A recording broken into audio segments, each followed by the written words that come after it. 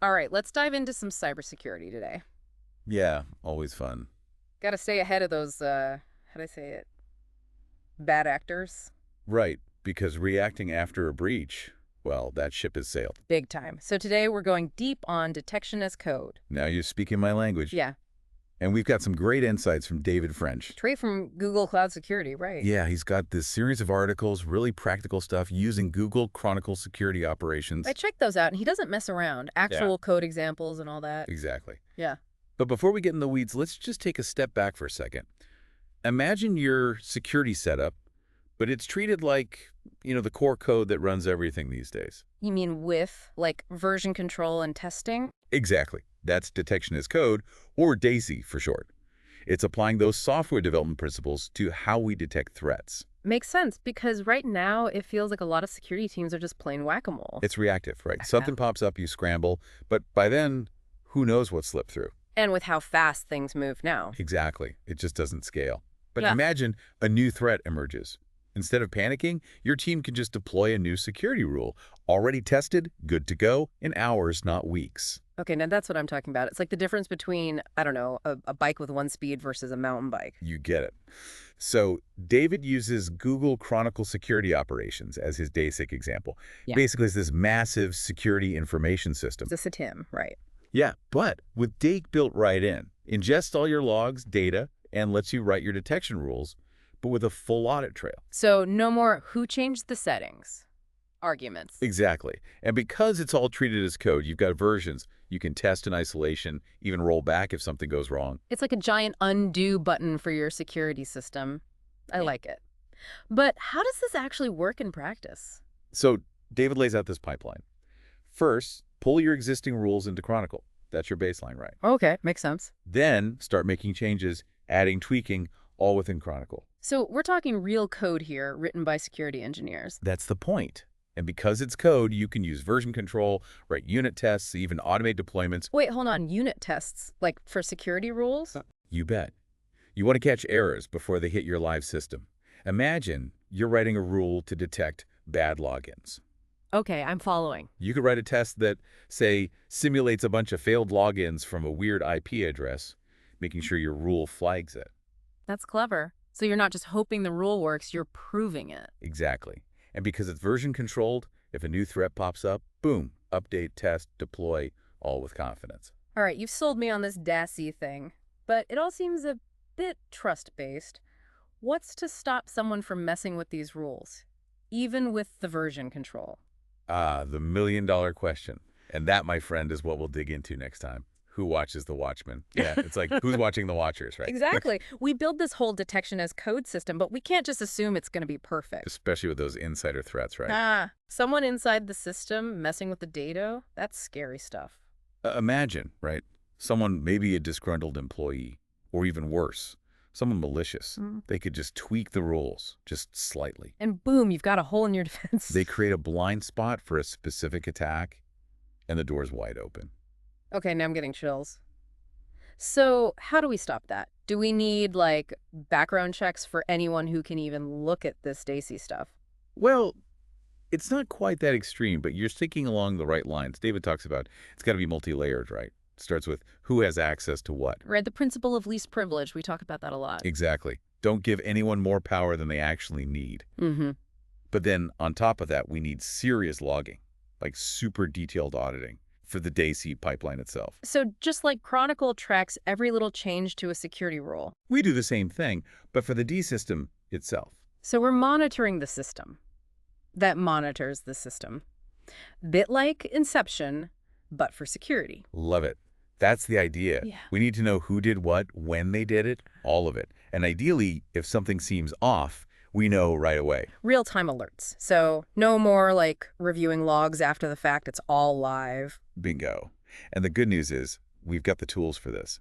David talks about two main approaches using Chronicle itself or something more general like Google Cloud monitoring. So two different paths, but both trying to keep the D system, what did you call it? Squeaky clean. You got it.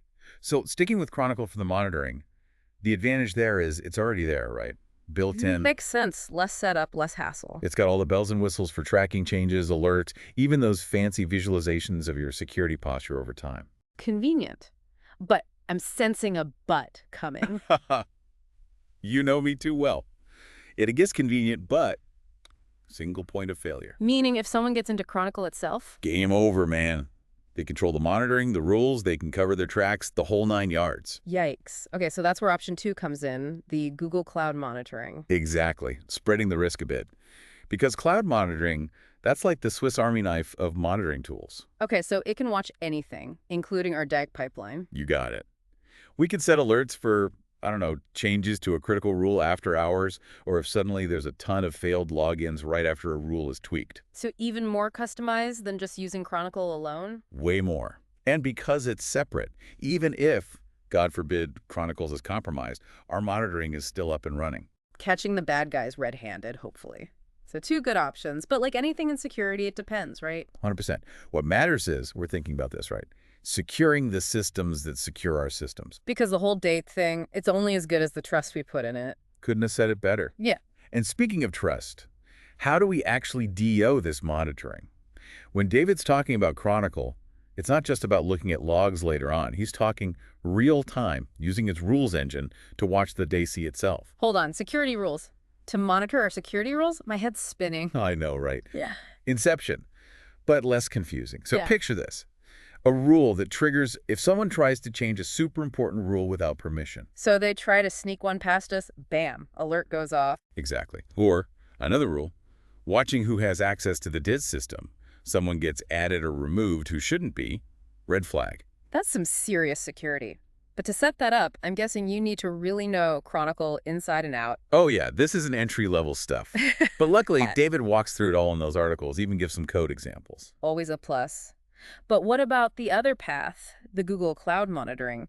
How's that work in the real world? So with that, we're talking major customization, total flexibility. You can track any metric, any log, set alerts for anything. So like if too many security rules are changed really fast, that could be a sign of something fishy, right? Exactly. Or let's say, hypothetically, someone tries to disable a really important rule. Yeah. With cloud monitoring, you can automatically reverse it, and the security team gets notified. Dang, that's impressive. But with all this talk about rules and alerts and automation, I feel like we're getting lost in the details. It's easy to, right? Yeah. But zoom out for a second. What does all this monitoring actually do? Yeah. It gives us the control to actually trust our DIC system. Knowing it's doing its job even when we're not staring right at it. And knowing that if someone tries to pull a fast one, we'll know. We'll be ready for them.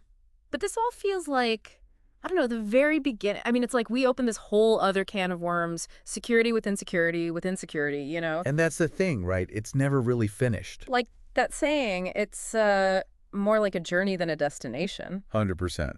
So for someone just wrapping their head around DIC, what's the big takeaway here? It's a totally different mindset, right? Not just slapping on another tool. It's got to be core to how you approach security, just like you treat any critical code. Because the old way, just reacting to stuff, that doesn't cut it. Especially not anymore. Dank lets us get ahead of the curve, be proactive, and honestly, so much more efficient. Makes sense. Automating stuff, less human error, you free up your team to actually think strategically. Exactly. So it's not just the tools, it's the whole culture around them.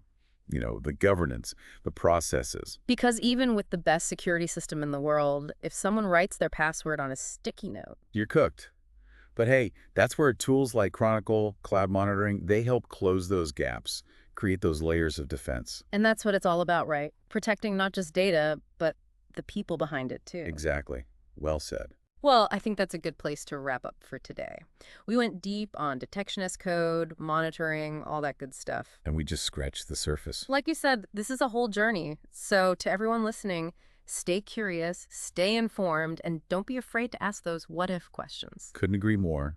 Complacency is the enemy. Well said. Until next time, everybody.